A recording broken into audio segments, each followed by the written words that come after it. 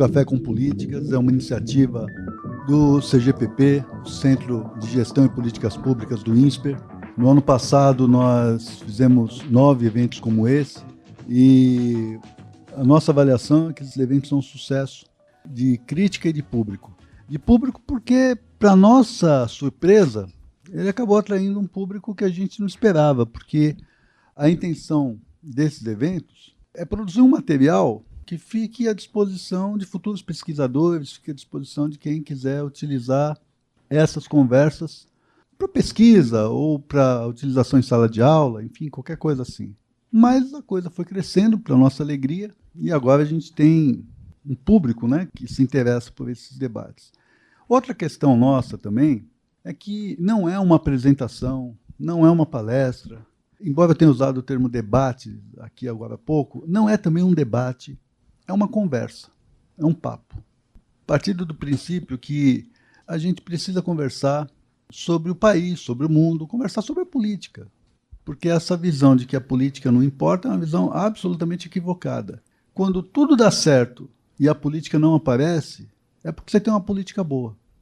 Quando tudo dá errado e a política aparece muito, é porque você tem uma política ruim, mas você sempre tem uma política no meio dessa história. É inevitável. Outra questão também é que essas nossas conversas, elas duram 1 hora e 15, alguma coisa assim. Por 2 motivos. Primeiro, porque é muito cansativo ir além disso, né? Embora a gente queira mais, tal, é muito cansativo. E o segundo motivo é que a gente não precisa conversar muito, a gente precisa conversar sempre. Está sempre estimulando as conversas, a troca de ideias. E um tema que, desde o ano passado, na verdade desde sempre, provoca a gente no CGPP, é a questão do meio ambiente e a questão do agronegócio. Eu tenho para mim que no fundo, se criou uma falsa polêmica, como se as coisas fossem compatíveis, como se o meio ambiente fosse impossível preservá-lo diante da voracidade do agronegócio em produzir mercadoria e vender essas mercadorias. Não creio que seja isso. Até porque do próprio meio ambiente você pode tirar riqueza, você pode tirar mercadorias, você pode produzir riquezas. E também porque esse convívio ele me parece absolutamente natural. Então, nós convidamos aqui a professora Priscila Clary e o professor Marcos Janck, que são especialistas nesses temas, que são referências aqui na escola e também no país para essas questões, para a gente começar com uma pergunta muito simples. Há incompatibilidade ou essa é uma falsa questão? É um jogo de soma zero? Ou pode ser um jogo onde todos podem ganhar, e ganhar bastante, se a gente promover sinergia? E aí, eu quero acrescentar mais um ponto. Eu tenho repetido, a Simone Tebet, você deve conhecer, Marcos, ela tem um projeto muito interessante no Ministério do Planejamento, Priscila, que é um projeto chamado Rotas de Integração Latino-Americana. Eu vi o João Vilaverde fazer uma apresentação em que, se você pegar os vários modais de transportes em todas as regiões do país, você articular eles rapidinho, coisa pequena, no Brasil inteiro você gastaria algo perto de 10 bilhões de reais, o que, perto do que o Brasil já gastou mal gasto, não é nada. Você articularia toda a parte brasileira e deixaria a articulação do produto brasileiro para o Pacífico por conta dos interessados, a China, que, aliás, já fez um grande porto, né, no Peru. E nós ganharíamos muito tempo e pouparíamos muito dinheiro com isso. Junto dessa infraestrutura, você poderia articular também uma nova indústria, né? Uma indústria que fosse capaz de criar cadeias produtivas, né? Onde o produto brasileiro não fosse simplesmente exportado in natura, como às vezes acontece. Enfim, eu me lembro do café. A gente exporta café e compra máquina de café expresso, né? Compra, enfim. Essas articulações de uma nova indústria é possível, e é claro que isso tudo vai exigir educação, etc. Então, a minha desconfiança, gente, é que da aliança do agronegócio com o meio ambiente, da boa aliança, da sinergia, você pode começar a vislumbrar um projeto de desenvolvimento nacional. Não sei, eu gosto de repetir o Reobaldo do Guimarães Rosa, quando ele diz: saber eu nada sei, mas desconfio de muita coisa. Essa talvez seja a grande frase do sociólogo. Então, vamos ouvir quem sabe e quem pode falar a respeito disso com mais propriedade. Bom, uma satisfação imensa participar desse Café com Políticas, que é um programa do INSPER de grande sucesso, né? E acho que é muito importante que a gente tenha isso no formato de conversas mesmo, sobre temas que são importantes para o Brasil e para o mundo. E eu acho que essa interface entre agricultura e meio ambiente é uma das áreas que existe grande polêmica, bastante confrontação, mas eu concordo 100% com o Melo que isso é uma falsa dicotomia, né? Eu acho absolutamente o contrário. Eu acho que o Brasil deveria ter uma estratégia de longo prazo para juntar segurança alimentar, segurança climática e segurança energética, que são 3 grandes problemas do mundo nesse momento. E nós somos gigantes nos 3. Nós somos gigantes em segurança alimentar. O Brasil é o 4º maior produtor agrícola do mundo, 3º maior exportador, de longe maior saldo comercial do planeta. Exportamos para 200 países no mundo. Somos supridores de commodities, basicamente, como você disse, mas não tem nada de errado nisso. Quer dizer, o mundo precisa de commodities, principalmente depois da pandemia, das guerras. Quer dizer, nos últimos anos, a agenda de segurança alimentar, que talvez seja a agenda mais antiga do mundo, né?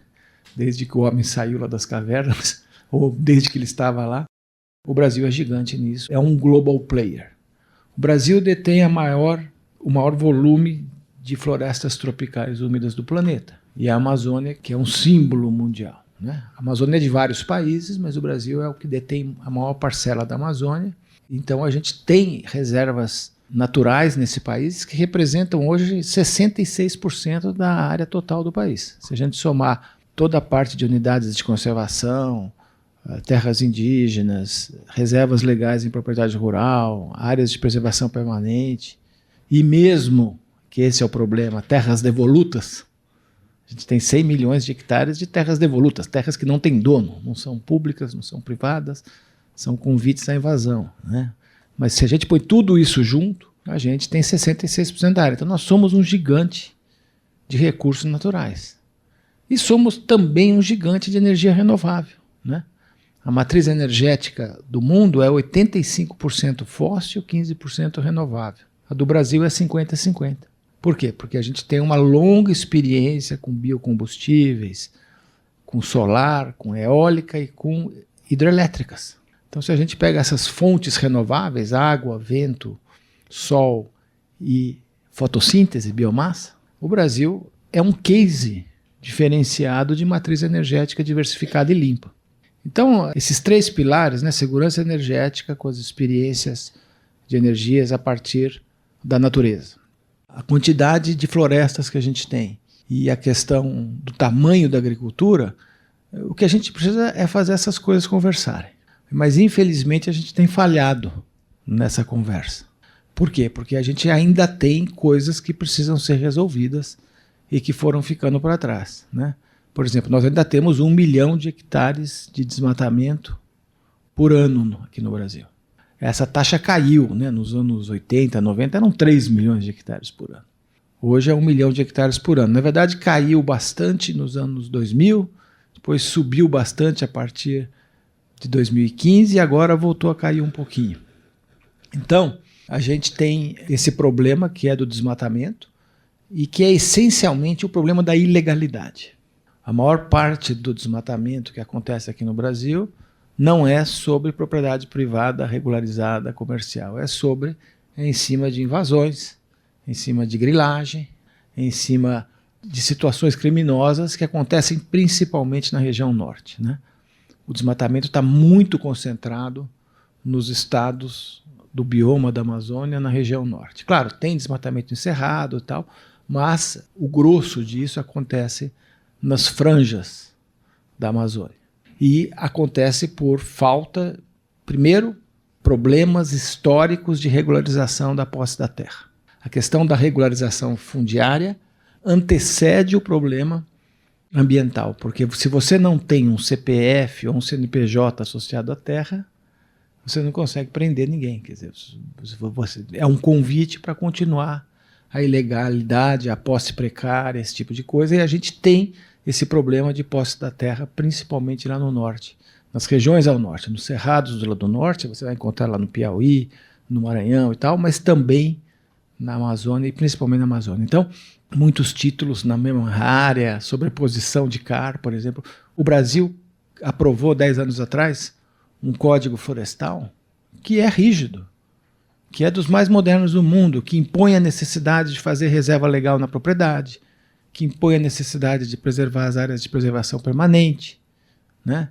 Que impõe o cadastro ambiental rural, que é uma espécie de RG da propriedade. Só que até hoje, o CAR, né, o cadastro ambiental, não aconteceu ainda em todo o país. Por quê? Porque você tem sobreposição de CAR, não teve auditoria, o tema ficou judicializado por 7 anos, o Código Florestal foi aprovado em 2012 e em 2019 ele estava ainda na justiça.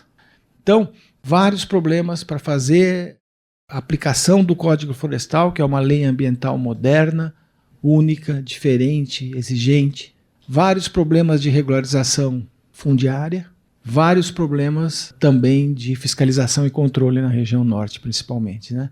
Então, esses problemas é o que acabam contaminando a nossa imagem. Então, a gente tem histórias belíssimas de energia renovável, de agricultura sustentável, mas se você andar pelo mundo afora, você vai ver que a imagem que é associada hoje ao Brasil é desmatamento. E as pessoas imaginam que a gente está plantando soja no meio da floresta amazônica, né? E tudo mais, que a gente sabe que é falso, mas a imagem que sai pública é uma imagem de uma confrontação, de um clash entre agricultura e meio ambiente. E eu acho que é isso que a gente tem que reverter, de certa forma, né? E reverter significa o quê? Significa separar o joio do trigo. Significa você punir as invasões ilegais de terra. Significa você implantar o Código Florestal, implantar a regularização fundiária e, mais do que isso, avançar nas técnicas que a gente conhece aqui no Brasil há 50 anos de agricultura sustentável, né? Por exemplo, o Brasil tem coisas que nenhum país temperado pode fazer, né? A gente, por exemplo, consegue fazer 2 a 3 safras por ano na mesma área sem precisar de irrigação, né? Nós fazemos hoje soja, milho e boi junto no mesmo ano, ou soja e algodão, ou integramos o milho na produção lá de etanol de milho. Quer dizer, uma série de coisas que são feitas, que podem ser feitas, utilizando a terra de uma maneira muito mais eficiente que os americanos, que os franceses, né? A produtividade da agricultura, se a gente olhar a PTF, a produtividade total dos fatores, terra, trabalho e capital, a do Brasil cresce nos últimos 40 anos 2,6% ao ano. E nos últimos 20 anos, 3,3% ao ano. A dos Estados Unidos cresce 0,8%. A da Europa cresce 1%. A produtividade da indústria brasileira não chega, está perto de 0%. Então a gente tem uma experiência de uma agricultura que ganhou produtividade, que produz várias safras por ano, que tem 80% de uso de plantio direto, que é o plantio sem revolver a terra, que é altamente conservacionista, que os americanos estão usando só agora, né? E nós começamos lá nos anos 90.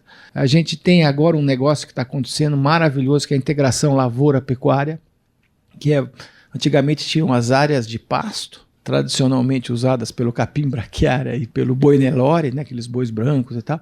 E essas áreas são 160 milhões de hectares. E nós temos 80 milhões de hectares agrícolas e 160 de pasto. Hoje, a agricultura está crescendo no pasto, em áreas já antropizadas, por causa que dá para você fazer na mesma área, por exemplo, soja, milho e boi.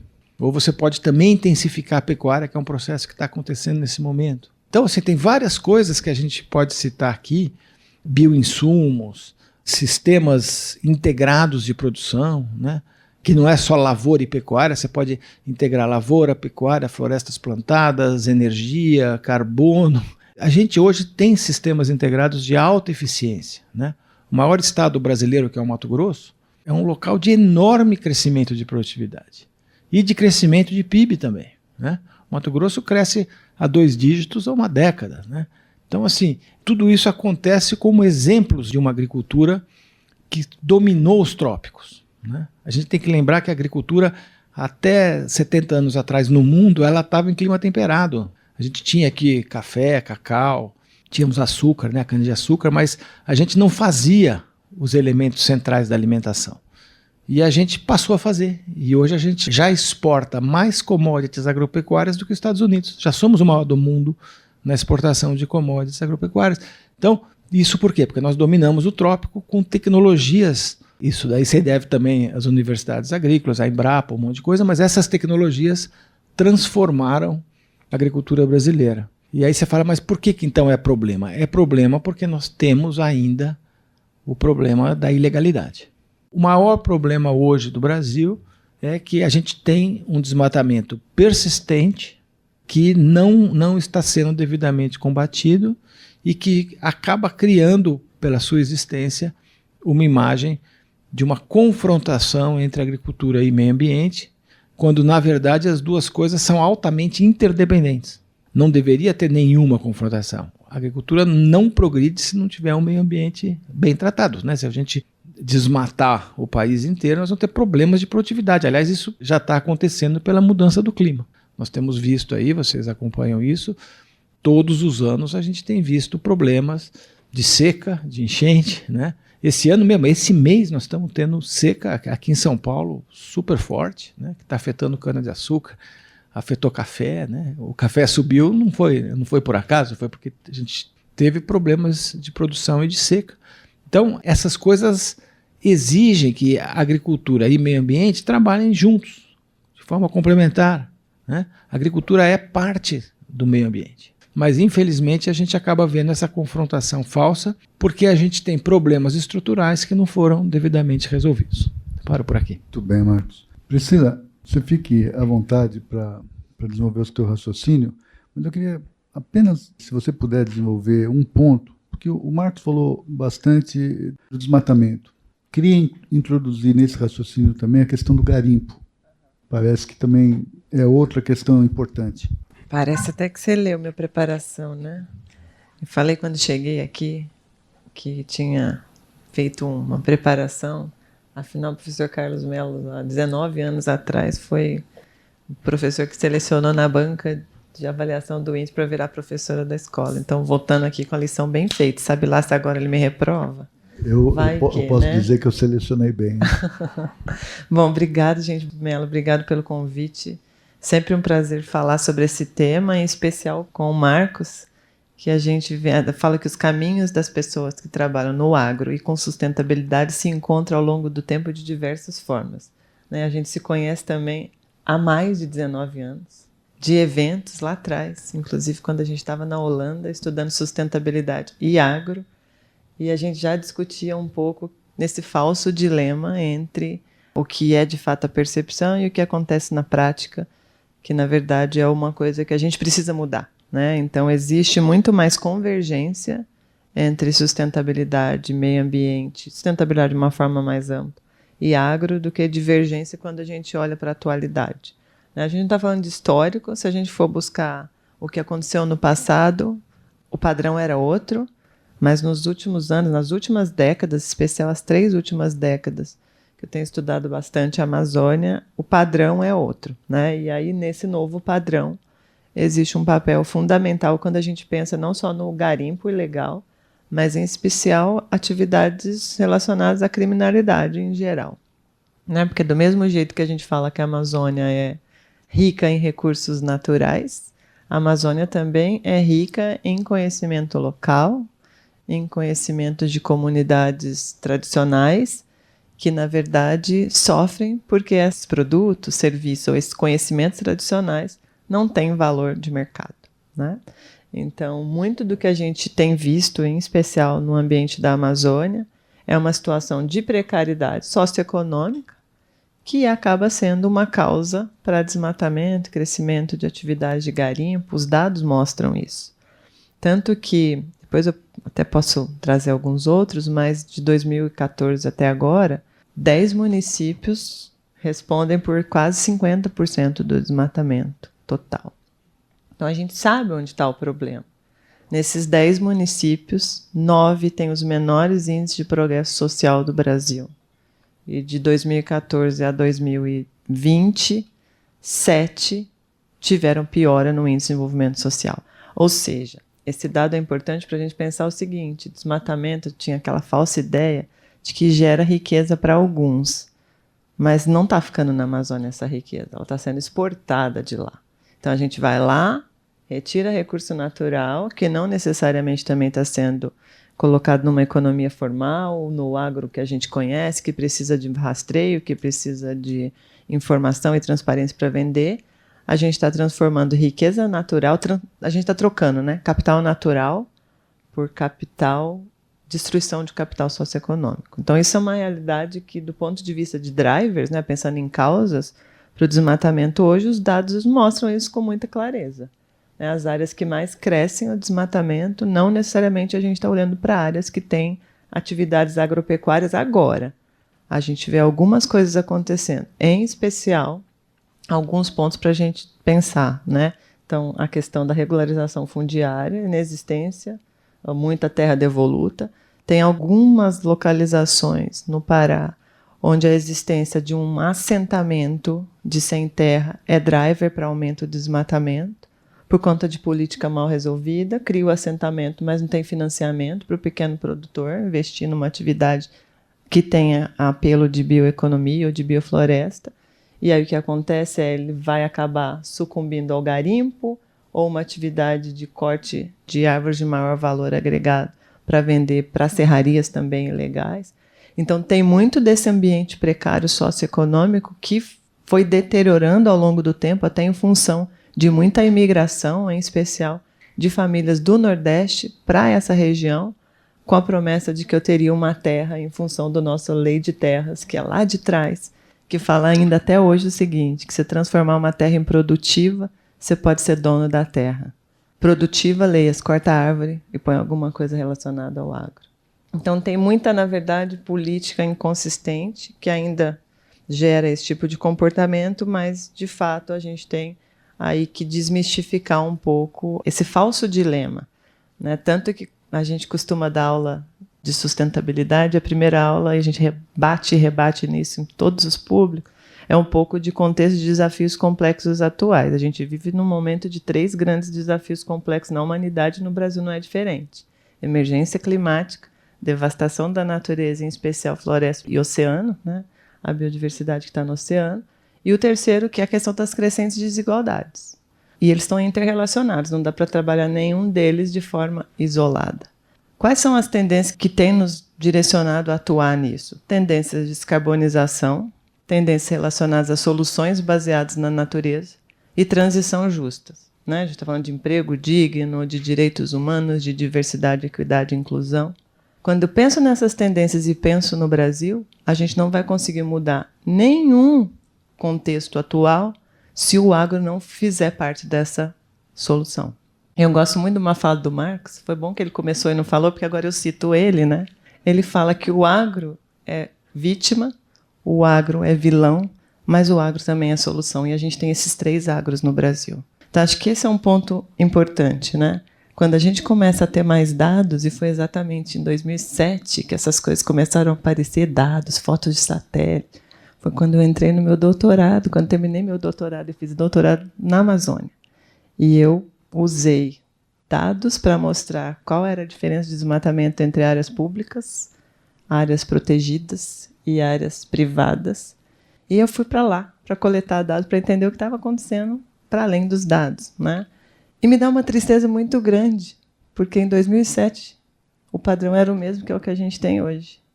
E apesar da gente ter mudado várias das políticas que lá não existiam e que agora existem, o que a gente vê é que tem pouco enforcement de políticas muito bem desenvolvidas, não só do Código Florestal, mas também do Plano de Prevenção e Controle do Desmatamento da Amazônia, que deve estar na sua 5ª fase, e que se a gente tivesse seguido o plano e não tivesse tido ali em 2019 uma ruptura, inclusive com o desmantelamento das organizações responsáveis pela fiscalização, pela aplicação das multas, o cenário seria outro. Então, a gente tem que falar de meio ambiente, a gente tem que falar de política, e o agro não está longe dessa discussão, porque para o agro conseguir fazer segurança alimentar, segurança energética, segurança climática e segurança econômica, o Brasil depende do agro, precisa ter na pauta a questão ambiental. Então, não quero repetir muitas coisas que o Marcos já colocou, e a gente alinha na maioria dos princípios e da discussão, mas eu acho que é importante a gente cada vez mais falar desses assuntos, trazer os dados, e acho que é importante também a gente visitar a Amazônia, entender como é que as coisas acontecem lá. Tem solução? Tem. Solução é jogar junto com o agro, mas tem outras coisas estruturais, como vocês bem colocaram, que a gente também precisa repensar, né? Tem várias. Hoje, se a gente pensar em economia, né, ou a transição verde, pensando em instrumentos econômicos, instrumentos que a gente pode usar via tributos, ou reforma tributária estava aí, dava para a gente ter feito uma diferença enorme com ela. E, assim, sinceramente, do ponto de vista ambiental, eu acho que ficamos a ver navios, né? Estamos à deriva, mais uma vez. E o desafio é enorme, porque não é só olhar para o agro, ver o que a gente tem, posicionar melhor o que a gente já faz, ver onde pode melhorar. Eu acho que tem um desafio enorme no pequeno e no médio no agro. Porque quando a gente fala desse agro que está fazendo, que está levando, que está se profissionalizando, que tem relatório, que tem transparência, que tem rastreabilidade, na maior parte das vezes a gente lembra dos grandes, mas o Brasil é um país de pequeno e médio, e ali o desafio é enorme. Então, não é só capacitar, que é um dos desafios, mas é também pensar em que instrumentos econômicos e em que apoio os nossos bancos de desenvolvimento vão desenvolver para, por exemplo, ajudar esse pequeno e médio, que não necessariamente está na atividade primária, pode estar na agroindústria, tá, gente? Estou pensando aqui, até nem pensei na atividade primária, pensei em um pequeno laticínio, que é a realidade de muito do Brasil, para, por exemplo, investir em estratégia de descarbonização. Se o mercado regulado começa a valer, o que vai acontecer com o pequeno e médio? Então, tem várias questões que passam por esses 3 pontos, que é agro, meio ambiente, política, mas nada disso sem pensar no social e no econômico, porque senão a conta não fecha. Muito bem. Eu vou fazer uma pergunta para você, Marcos, depois vou fazer uma para a Priscila e a gente abre para quem quiser explorar um pouco mais o assunto. Eu queria que você desenvolvesse, eu já ouvi você falando sobre isso, mas eu queria pegar uma carona na Priscila e que você desenvolvesse essa frase, que o agro é vítima, é vilão e é solução. Porque a gente, acompanhando o noticiário político dos últimos anos, a gente vê bastante o agro vilão. Nem acho que seja a maioria, certamente não é a maioria, mas às vezes é de uma vilania tão estúpida que acaba comprometendo o todo. Explora um pouco mais essa ideia. Bom, tem várias frases de efeito, né? Tem umas lá dos anos 80, dos anos 70, que era terra sem homens para homens sem terra, né? Então era essa ideia que vamos ocupar. A Amazônia era vista como um vazio a ocupar. E foram mais de 20 milhões de brasileiros para lá. E muitos foram jogados lá, né? Doenças, não tinha estrada, não tinha escola, não tinha hospital, não tinha nada. E as pessoas acabaram, é um dos piores IDHs do Brasil, acho que é o pior, né? Que está lá na Amazônia, né? Então é uma região enorme e muito pobre, no fundo. Então a Pri falou um negócio importantíssimo, tem que combinar o social, o econômico e o ambiental, né? Não é só ambiental, né? Agora, quando a gente olha pelo lado do agro e fala vítima, vilão, solução, é porque o agro, em primeiro lugar, é vítima da mudança do clima, certo? Quer dizer, a mudança do clima vai afetar muito alguns setores, um deles é o agro, porque ela vai mudar, inclusive, os melhores locais de produção. Os russos, por exemplo, estão muito contentes que eles vão poder produzir em áreas que estavam muito mais geladas, né? Mas nas áreas tropicais o impacto é grande. A gente está vendo esses eventos extremos, né? Na África, na Austrália, em outros lugares, né? Então, o agro é vítima da mudança do clima e é um fato. O agro é vilão pela ilegalidade. O agro não é ilegal. A ilegalidade é uma minoria de produtores. Nós estamos falando, por exemplo, na soja, que é um dos lugares que foi feita a análise, você pode fazer em boi, menos de 5% da produção vem da ilegalidade, certo? E hoje, o que está acontecendo, né, o grosso do agro é comercial, é legal, funciona adequadamente, né? Tem um monte de coisas acontecendo. Eu estava falando para vocês, correção de solos, rotação de culturas, plantio direto, 2 safras por ano, integração lavoura-pecuária. A gente fez um livro aqui na escola para olhar as políticas que deram certo no Brasil, porque teve também o livro das políticas que deram errado, lá do Marcos Mendes, que tem 870 páginas. As que deram certo tem 150 páginas, mas uma delas é o Plano ABC, Agricultura de Baixo Carbono, que ainda falta coisa para ser feita, mas é um grande avanço. E o PPCDAN, que é a Pri que fez, que está aí, que é esse programa de controle da Amazônia. Então, a gente tem casos de muito sucesso. Tem ações das empresas. As grandes empresas estão fazendo geomonitoramento, rastreabilidade, certificações, inventários de emissões, pegadas de água e carbono, metas de net zero. O governo não está se mexendo, e eu acho que agora, lá com o Trump, vai se mexer menos ainda. Muitos países vão se mexer menos ainda, porque essa é uma agenda que foi condenada pelo presidente da maior economia do mundo e vai causar impactos e tal em vários países. Mas as empresas estão se mexendo, principalmente aquelas que estão mais pressionadas, e as empresas do agro estão pressionadas. Então, eu discordo dessa ideia que a vilanização é do agro, ou é da bancada ruralista, ou coisa desse tipo. Eu acho que a vilanização é da ilegalidade, certo?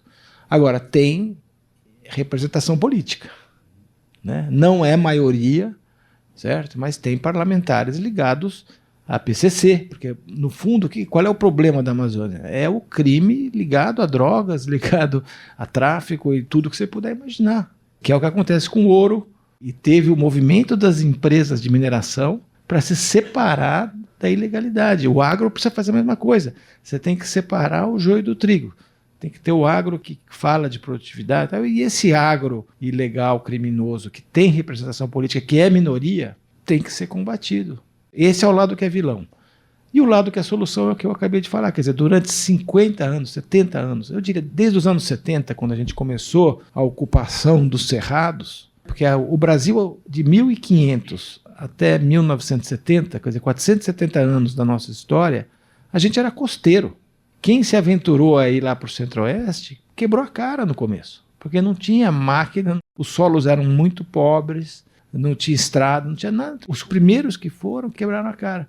Depois, hoje, é uma região fantástica. Então, esse é o lado solução, quer dizer, é uma solução não só para o Brasil, é uma solução para a região tropical fazer o que o Brasil fez em termos de ganho de produtividade, de técnicas conservacionistas e tal. Então, no fim, você tem 3 agros. Quando você faz o agro, agro e mudança do clima. O agro é o quê? O agro pode ser vítima, pode ser solução e pode ser vilão. E nós temos exemplos das 3 coisas aqui no Brasil, porque este é um país, eu acho que o maior problema de todos é que a gente não conseguiu eliminar coisas que acontecem que estão absolutamente fora da lei. Esse agro vilão, ele não respeita o Código Florestal, ele não respeita a regularização fundiária, ele não quer se regularizar. Ele quer viver às margens do Estado. E esse país permite que gente viva dessa forma. E se a gente tivesse combatido isso lá com o PPCDAN, que é que você falou, talvez fosse um outro quadro hoje. Se o Código Florestal, que levou 10 anos para ser aprovado, já tivesse plenamente implementado, era outro país. Mas, infelizmente, essas coisas ainda não andaram como deveriam ter andado. E nós vamos fazer a COP no estado que é o maior problema. Quer dizer, o Pará é o local que tem mais problemas nessa área. O governador está fazendo lá um grande esforço para mostrar uma outra coisa, mas a gente sabe que não vai resolver. A gente sabe que vai ter a COP lá, mas os problemas depois da COP vão continuar ainda acontecendo, principalmente naquele estado. São coisas que a gente vê acontecendo recorrentemente. E, de novo, na Amazônia, mais difícil, né? Porque a gente também só mostra, a maioria das vezes, esse lado. Então, desafio. Eu queria que você explorasse justamente isso. Aliás, 2 coisas. Primeiro, era um processo que vinha com problemas, enfim, mas que se desenvolvia. De repente, houve uma interrupção desastrosa. Que você explorasse isso, mas eu queria que você também ajudasse a gente a ver um outro lado, que é a riqueza da diversidade, quer dizer, senso comum puro, de quem não entende nada disso, mas a minha impressão é que o país pode ter, sei lá, 50, 100, 200 Natura, entendeu?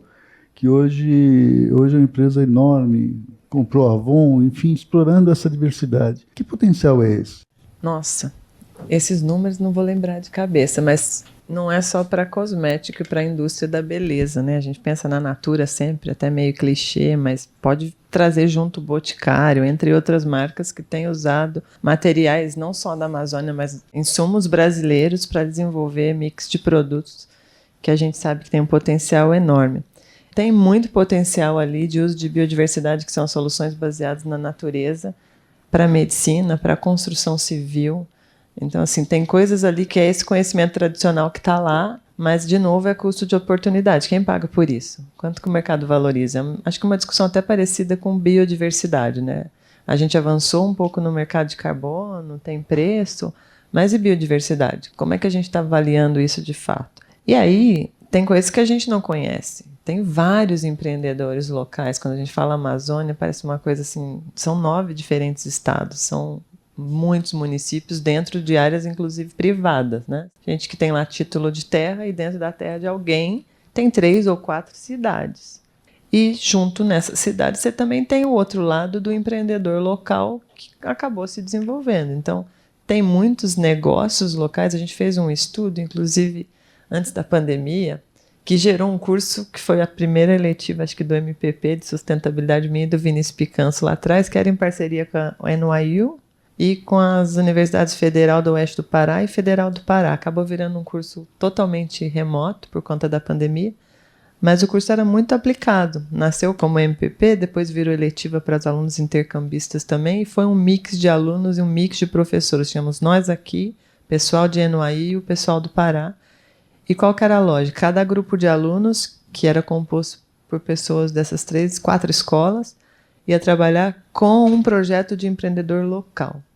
E eles iam avaliar o que eram as oportunidades e os desafios que esses empreendedores tinham nas cadeias de produção que eles tinham e no negócio que eles tinham.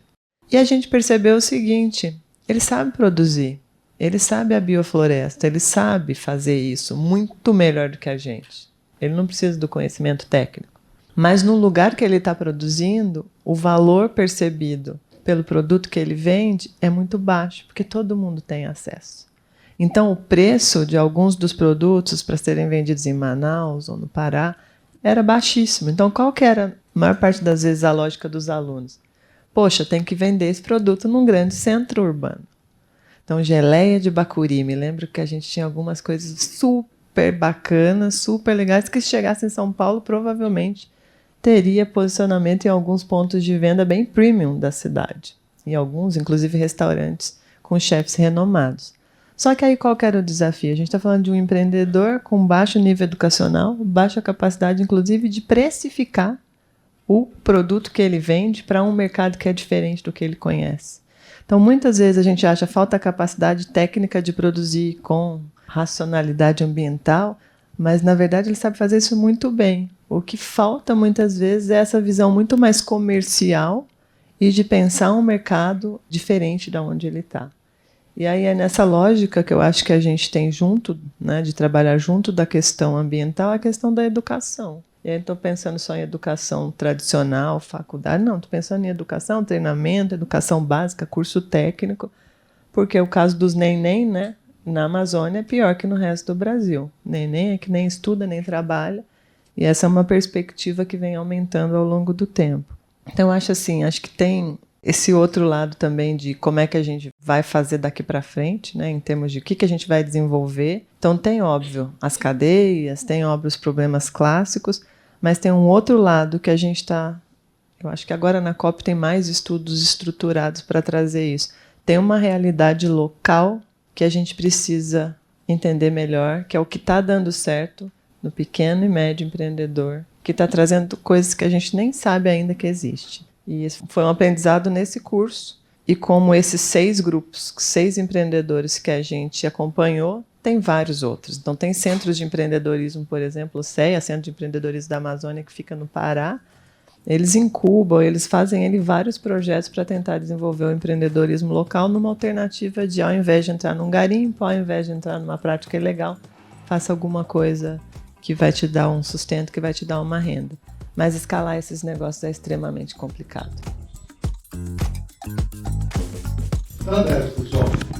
Obrigado pela oportunidade. Meu nome é Renato, sou engenheiro agrônomo e trabalho com soluções baseadas na natureza no mercado voluntário de carbono. E obrigado pela apresentação, obrigado pela oportunidade de escutar com tanta vivência prática também. Muda bastante do que só falatória, que a gente vê em muito lugar, pessoas reproduzindo coisas sem necessariamente estar atrelado com resultados. E eu queria aproveitar, Priscila, para te perguntar um pouco também do seu doutorado e acho que um pouco dos resultados que você falou, né? A análise que você fez naquela época também se reflete um pouco nos padrões de desmatamento atuais. Então, e na verdade relaciona-se um pouco tudo, né, com o que já foi falado, mas essa questão do desmatamento com o status fundiário da terra, então principalmente focado em áreas de desmatamento legal, mas também em florestas públicas não destinadas? E como é que você vê as principais ações imediatas que possam solucionar talvez alguma das emergências climáticas que no Brasil, querendo ou não, de emissão é o uso da terra? Então tem todos os eixos do PPCDAM, realmente tem eixos que estão relacionados à cadeia da sociobiodiversidade e que talvez um resultado interessante seria aumentos de IDH nessas cidades que têm alta floresta e baixo desmatamento, mas também relacionado com essa dificuldade de regularização fundiária, de destinação de terras.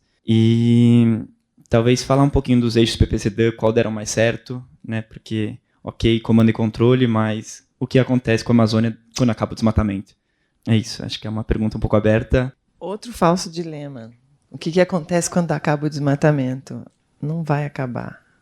Monitoramento, controle é alguma coisa que se a gente parar de fazer enquanto tiver pobreza, vai continuar existindo. Então, assim, acho que achar que aquele eixo que a gente resolveu está resolvido, não, ele vai continuar sendo importante, a gente vai continuar tendo que fazer manutenção, inclusive uso de tecnologia, para ter o controle melhor que tinha. Quando eu fiz o meu doutorado lá atrás, as imagens de satélites que eu usava, que eu virei quase sócia lá do pessoal do INPE, porque eu enchi o saco deles o tempo inteiro e a gente não tinha nada como tem hoje. Mas me lembro que eu fazia muitos cálculos, muitas análises com extrapolações, porque a gente não tinha a tecnologia que tem hoje, a maioria das áreas tinha nuvem, ou a maioria das áreas tinha floresta densa, então eles faziam uma extrapolação para calcular o desmatamento na área total que eu estava estudando. O que eu estudei? Eu consegui fazer um estudo muito bacana, porque eu fui para uma região, que era uma região que tinha uma regularização, direito de propriedade privado, que num piscar de olhos, em um determinado momento, uma parte dessa terra foi desapropriada para a criação de uma reserva extrativista.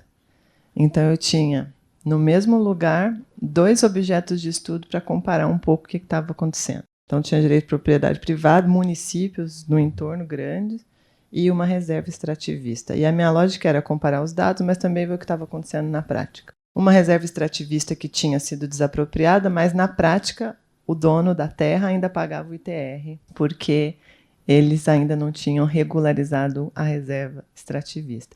E do mesmo jeito que ele pagava o ITR, as ações que ele tinha com as comunidades ribeirinhas, que tinham um cunho muito de educação e de saúde, eles tiveram que parar porque eles não tinham licença para entrar na reserva.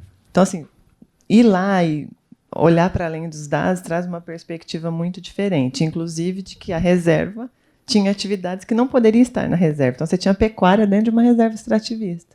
E as populações que estavam lá antes, as famílias que receberam para sair, não conseguiram ir para nenhum lugar. Então, tinha uma história por detrás dos números, que era assim, não adianta só também se regularizar a terra e falar assim, aqui é direito de propriedade privada, aqui é direito público, aqui é coletivo, aqui é parque, aqui é reserva.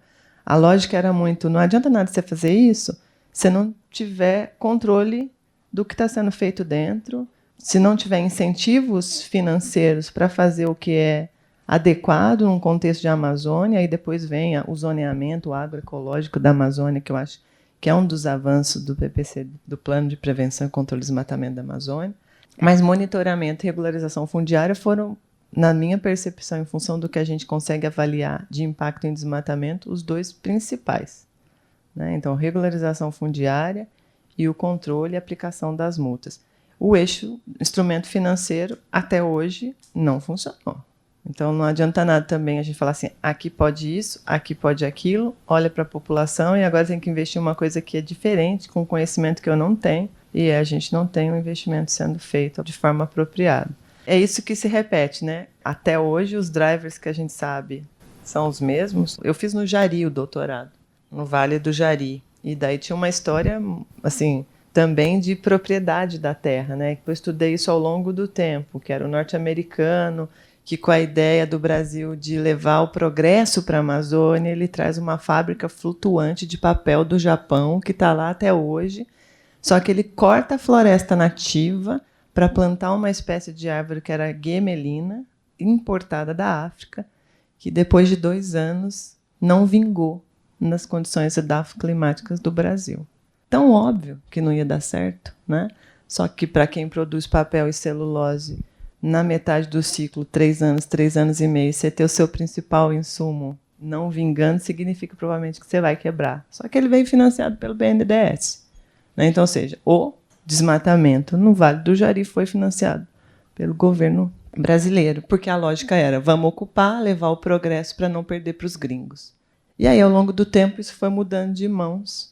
E quando a gente começa a ver uma mudança significativa em termos das atividades produtivas mais próximas do que eram as atividades florestais, é quando a gente começa a ver o plano de controle de prevenção da Amazônia valendo. Então, assim, é aquela história, né, de risco de ser pego e tamanho da punição. Se o risco de ser pego desmatando é baixo, o tamanho da punição compensa, o que vai acontecer? O desmatamento vai continuar acontecendo. Para o ilegal, isso é prato cheio. Ana Alexandrino, aposentado. O termo ilegalidade, como é que funciona a justiça brasileira nesse campo, né, nessa ilegalidade? Que eu acho que ela faz parte desse grande circo, entendeu? Tem gente trabalhando bem para isso aí, não é? A ilegalidade acontece porque existe invasão e o invasor não é punido, e você tem a posse precária. E a posse precária, existe a expectativa que ela vire uma posse permanente. Então tem gente ligada à ilegalidade que quer, por exemplo, reverter o Código Florestal e permitir que você possa perdoar os crimes ambientais, porque o Código Florestal estabelece que não se pode desmatar depois de 2008.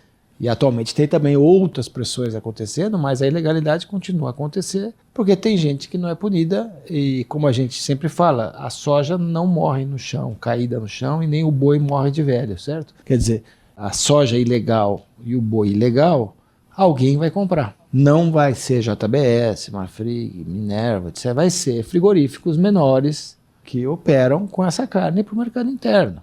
Então nós aqui todos, que gostamos lá de churrasco, estamos comendo, possivelmente, bois que o bezerro veio de uma área onde havia ilegalidade e onde não houve controle, e esse produto vai para o mercado. Hoje existe uma contenção, porque essas grandes empresas, elas têm que fazer rastreabilidade, elas têm que fazer controle, elas têm que verificar a propriedade, têm que ver se tem trabalho infantil, um monte de coisa, certo? Elas fazem esse screening. Mas é como se você tivesse uma área de condomínio fechada, né, cheia de muro, que é onde ela põe o seu supply chain lá dentro.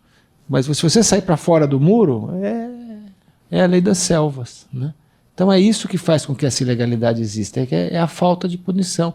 E mesmo as confusões jurídicas, porque, conforme eu falei, o Código Florestal foi aprovado em 2012, depois de 10 anos de conversa, e foi judicializado no dia seguinte. E até hoje tem estados que aplicam e outros que não aplicam, que se recusam a ir para frente, de ir lá fazer a fiscalização que tem que ser feita, fazer os programas de regularização ambiental, porque não basta só você ter o RG da propriedade, que é o Cadastro Ambiental Rural, você precisa ter um programa de regularização. E esses programas poucos estados fizeram. Então eu queria até emendar a sua pergunta para contar para vocês um caso que deu certo, que não é mercado de carbono, que não é COP30, que não é política do governo, não é nada disso. É o chamado boi China. Não é? Acho que poucos aqui sabem o que é isso. Hoje o maior comprador de carne bovina do Brasil é a China. E a China, por razões que não tem nada a ver com o meio ambiente, ela falou: só vou comprar animais que forem abatidos até os 30 meses, animais jovens. Carne mais suculenta, menor risco sanitário, não tinha nada a ver com o meio ambiente, mas eles falaram que só iam comprar animais mais jovens. O produtor tradicional levava 48 meses, 55 meses para engordar um boi. Quando a China falou que ela só ia comprar esses animais, o mercado precificou esse boi China, porque o preço da carne na China é bem maior do que aqui, então os frigoríficos que têm acesso à China passaram a comprar carne mais cara desde que tivesse 30 meses até o abate. O que acontece? Para fazer um animal com 30 meses para abate, tem que melhorar o pasto, portanto tem que acabar com pastagem degradada, tem que usar um gado melhor, tem que usar aditivos, tem uma série de coisas. Aditivos eu digo para reduzir a emissão de metano, um monte de coisa que está acontecendo aí hoje. Esses animais hoje estão sendo precificados porque o mercado precificou. Entendeu? O grande desafio hoje é você construir instrumentos que permitam que um produtor que está fazendo tudo direitinho, respeita o código, não desmata, está com o cara em ordem, receba mais do que o vizinho que está fazendo tudo errado. Mas, infelizmente, ainda temos essa situação acontecendo hoje aqui no Brasil, né? A ilegalidade compensa.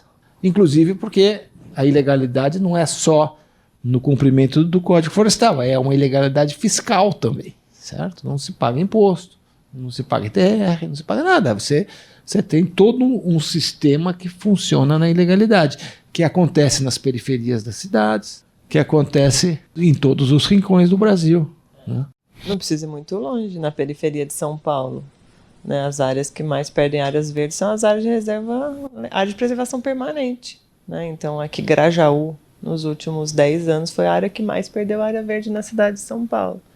E quando a gente vai ver o que está acontecendo, a invasão dessas áreas, inclusive áreas privadas, o primeiro momento que você vê lá é barraco, 650, de repente duplica 1.200, 4 nascentes, várias árvores cortadas, coloca um barraco ali. Tem uma história muito bacana de uma área no Grajaú, assim, não é que é bacana, é triste, mas são as incoerências, né? Então eles foram lá, corta tudo, moradia, tá? Invasão precária, e aí depois de um tempo eles começam a buscar nas quadras de futebol da cidade a grama artificial para fazer o seu próprio jardim na frente do barraco. Então assim, valoriza o verde, mas primeiro valoriza a moradia. E aí quando a gente pensa em áreas como as nossas, centros urbanos no Brasil, as causas são outras. Para a gente resolver desmatamento em centros urbanos, tem que resolver moradia de baixo custo. Senão não vai acontecer a mudança que a gente precisa.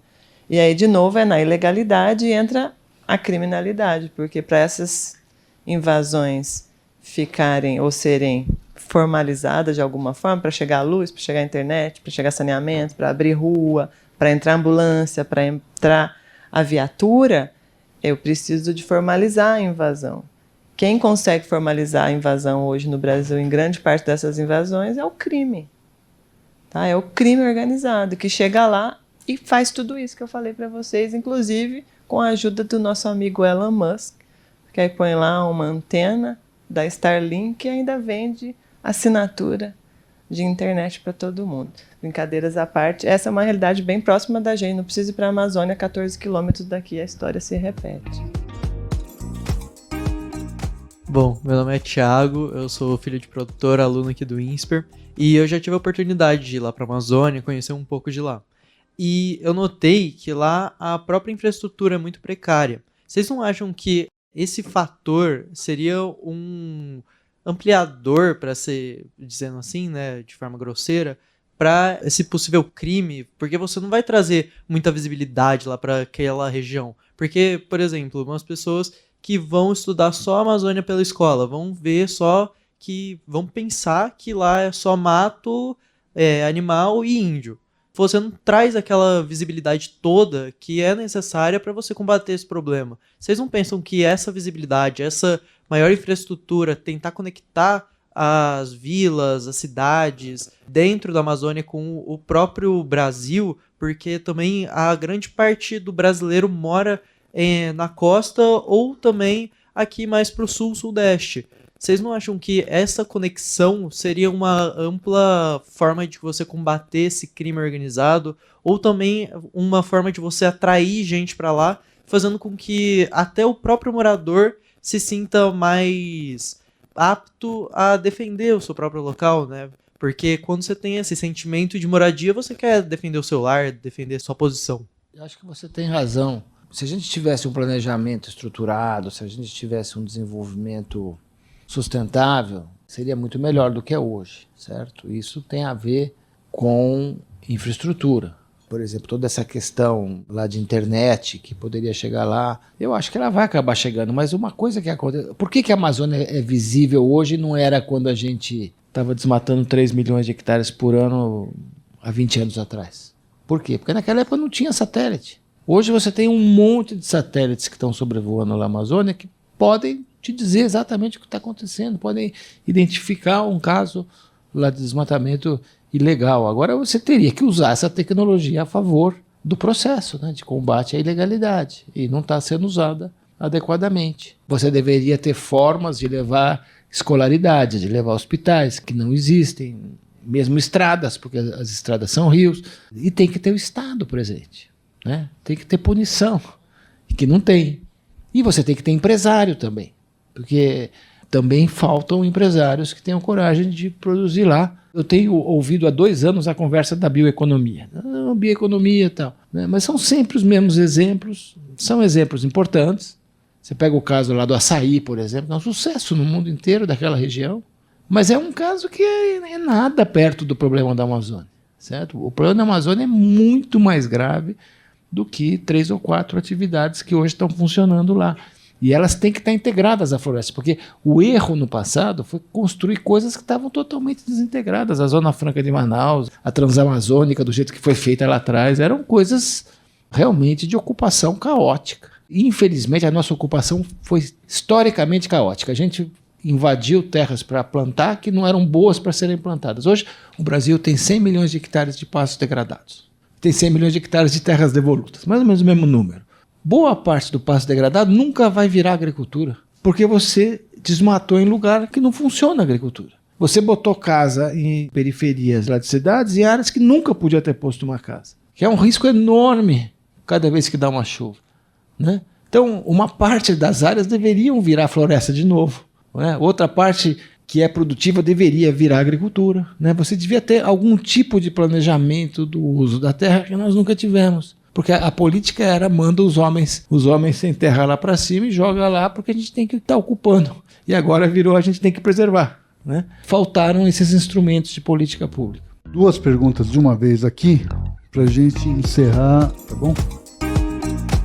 Meu nome é Rafael, sou aluno de economia do primeiro semestre aqui. E Priscila, você comentou sobre a geleia de bacuri, né? Que é um produto... Você falou sobre a dificuldade desse produtor ter o conhecimento técnico, mas imagino que também tem a dificuldade cultural desse produto ser algo valorizado, né? E você estava falando agora do açaí, que foi um produto em específico que conseguiu ter construir um mercado em volta dele, mas eu tenho uma pergunta sobre justamente esse fator cultural, que tem a ver com todo, enfim, a ocupação, né, caótica e tudo mais. Como que essa questão cultural se relaciona hoje em dia com o desmatamento? Eu sou a Letícia e eu também estou no primeiro semestre de economia. Eu queria fazer uma questão mais em relação à relação exterior com os Estados Unidos. Então, o Trump, a crítica dele ao ESG, se isso poderia impactar diretamente nas medidas de política ambiental aqui dentro do Brasil, e também como a guerra comercial entre Estados Unidos e China poderia impactar no cenário agroeconômico do Brasil. Pergunta já leva para o próximo Café com Política, né? Com o Marcos. Eu vou começar a falar alguns pontos. Acho que da primeira pergunta, só uma correção. Eles têm a competência técnica de produção, falta habilidade de comercializar, marketing, colocar no melhor ponto de venda. Do ponto de vista de conhecimento sobre esses produtos, eu acho que a gente avançou muito no Brasil em valorização de alguns produtos tradicionais. Repara o sucesso que a Casa do Saulo está fazendo em São Paulo. Esse era um empreendedor que foi orientado pelos nossos alunos em 2021 no projeto com o NYU. Ele abriu no Rio, depois ele veio para São Paulo, aqui na Vila Olímpia. Se você não agendar, você não consegue uma mesa. Você vai comer umas coisas que você nunca comeu na sua vida e você vai sair de lá falando: isso é brasileiro e é gostoso e é bacana, e o jeito de cozinhar é diferente, os nomes dos peixes são diferentes.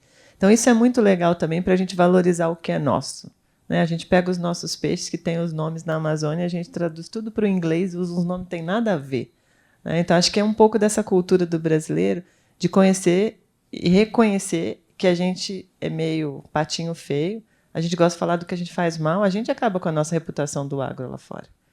Porque se eles fossem usar os dados e as coisas que estão aí, eles chegariam em outras coisas que são diferentes da que a gente publica. Então, acho que tem uma valorização mais recente das culturas tradicionais e até uma desmistificação de que tudo que é diferente, que é talvez que seja exclusivo no sentido de ter pouco, seja mais caro. Eu acho que tem algumas coisas acontecendo bacana nesse sentido. Então, culturalmente falando, eu acho que é um desafio a gente fazer isso em larga escala, mas a gente avançou. Então, a história mostra que a gente conseguiu valorizar mais produtos nacionais, inclusive produtos muito regionais, né? Essa coisa do produto regional. Teve uma época no estudo dos SAGs, Sistemas Agroindustriais, quando a gente ainda trabalhava com o professor Décio na USP, que era isso, que tinha muito estudo falando: vamos valorizar o produto regional do Brasil e trazer os clusters local. Isso é na veia a discussão de sustentabilidade. Porque se a gente desenvolve o cluster local, tem muito menos impacto em emissão, em transporte, o fornecedor local vai receber mais, vai acionar o ciclo da cidade, etc., o ciclo virtuoso. Então, acho que tem isso lá, mas como o mercado pouco desenvolvido e o preço que vale não é um preço que eles podem pagar naquele mercado e não valorizam, os mercados nos centros urbanos acabam sendo atrativos. Mas aí tem esse desafio de escalar com falta de infraestrutura. E não adianta levar a estrada sem levar antes educação, saúde e segurança alimentar, porque se só levar a estrada é um outro driver de desmatamento. Onde tem só a estrada, aumenta o desmatamento. Então, acho que isso é super importante de comentar também. Ai, meu Deus, a sua pergunta é muito boa. Como é que o Trump, né? Eu vou só falar um pouquinho ali, depois eu passo para o Marcos. Tem todo mundo me perguntando isso, porque eu tenho uma eletiva aqui que é sustentabilidade ESG. Todo dia os meus alunos falam, e agora? Eu sou otimista realista. E agora quem faz essa pauta vai ter que ser mais profundo ainda, vai ter que parar de surfar nas modinhas, que todo mundo surfou, com pouco para falar. Eu acho que fortalece a pauta, porque é questão de risco. Ele pode até dizer que não existe, mas a gente está sofrendo na pele os riscos e os impactos de não agir. Então, daqui 4 anos, tem outro presidente, talvez com um cenário de desafios ainda mais complexos. Eles vão sair de novo. Eles estavam saindo na liderança, em especial com a transição ecológica, plano de transição ecológica, a questão tributária, que estava toda sendo revista em função de energias sustentáveis, hidrogênio verde, e eles vão perder esses 4 anos e a China vai entregar. Bom, deixa eu só começar fazendo uma breve propaganda de um curso que a Priscila e eu organizamos aqui há 2 anos já, e vai ter o 3º ano, vai ser no mês de outubro, que se chama Agro e Meio Ambiente, Desafio Climático Global e Sistemas Agroalimentares Sustentáveis. Tá? Esse curso a gente montou exatamente porque a gente percebia que havia uma lacuna de profissionais que entendessem da interface entre agricultura e meio ambiente. E é um curso executivo, um programa executivo da escola junto com a Universidade de Columbia, com a Climate School da Columbia. Então a gente está aqui na escola oferecendo curso nessa área. Esse curso é de 70 horas, é aberto para o setor privado e para funcionários públicos e gente interessada em aprofundar o que nós estamos falando aqui hoje, né? Bom, em relação à questão que você perguntou de por que a coisa aconteceu de forma caótica, né, e o que levou, é porque as regras do jogo foram sendo alteradas, né? Primeiro o sujeito era enviado num projeto de colonização ou de assentamento, que seja lá para cima, e ele só ia receber o crédito rural se ele desmatasse. Se ele não desmatasse, ele não conseguia avançar nesse propósito. E foi feito tudo de forma extremamente caótica. Agora que está invertendo, mas essa inversão ela não está acontecendo na velocidade que deveria. E isso já me leva à sua pergunta sobre o Trump. O Trump, para mim, ele está mudando a ordem econômica mundial. Certo? Ele está fazendo coisas que rasgam 70 anos de um sistema multilateral que estabeleceu que você tem nação mais favorecida em tarifas, quer dizer que eu não posso acordar de manhã e aumentar uma tarifa, baixar uma tarifa. Você tem regras que foram criadas pelos Estados Unidos, pela Europa, pelo Brasil, por tantos outros países, que estabelecem que se você abaixa a tarifa para um, tem que abaixar para todo mundo, certo? Tem sistemas lá de retaliação, quer dizer, não é lei das selvas. Essas regras foram criadas pela ONU, pela OMS, pela Organização Mundial de Comércio, pelas COPs, né, durante 70 anos. E o que o Trump está fazendo é reverter isso em poucas semanas. Só que vai ficar no lugar o quê? Essa é a pergunta. O que vai acontecer com as conferências do clima sem a presença dos Estados Unidos e de outros países que vão seguir os Estados Unidos? Porque tem vários outros países que querem fazer igual. Eu realmente não sei o que vai acontecer. Mas a minha esperança não é governo. A minha esperança é o que está acontecendo na sociedade e no setor privado. Acho que as conferências de clima de governos já não vinham produzindo bons resultados, agora produzirão ainda menos pela ausência de players importantes. Mas eu vejo muita coisa acontecendo no mundo das empresas. Eu vejo uma preocupação real na cabeça dos produtores rurais com a questão climática, né? A gente está fazendo 2 safras, mas a segunda safra, principalmente, que é aquela que é plantada em janeiro, ela pode ficar sem água. Nesse momento, nós estamos sem água aqui em São Paulo há semanas. Não aqui na cidade, mas lá no interior. Então, eu acho que esses movimentos empresariais, da sociedade civil organizada, eles vão continuar acontecendo. Se os Estados Unidos abandonam a preocupação climática, o setor privado americano não necessariamente vai. É o governo que está fazendo isso. Mas a China, eu vejo, ela vai se aproveitar. que é o que está acontecendo. A China fez uma transformação de energia renovável que é impressionante. A China controla hoje todas as fontes de energia renovável. Carros elétricos, solar, eólica, né? Fizeram enormes investimentos. Eles ainda têm 65% de carvão para manter a matriz deles, mas eles estão investindo nisso e vão continuar investindo nisso.